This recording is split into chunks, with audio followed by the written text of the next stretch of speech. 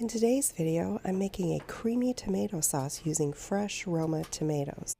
I've preheated my oven to 425 and I've cut in half 5 Roma tomatoes.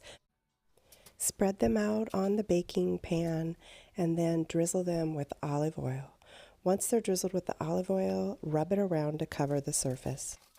Once you feel they're coated with the olive oil, sprinkle on some salt, pepper, and oregano.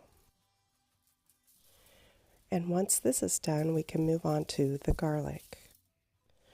I've placed some garlic cloves in a ramekin, and you can use as much or as little garlic as you want.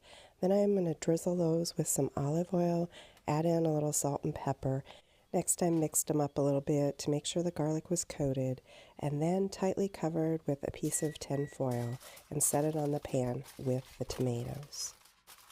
Then I put it in the 425 oven and baked it for about 20 to 25 minutes until the skins were blistering on the tomatoes.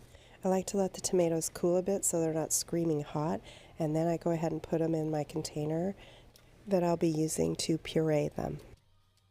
And once I get all the tomatoes in, I want to get all that juice that's left on the pan and add that to the container as well, because there's a lot of flavor left in those juices that I want in my sauce.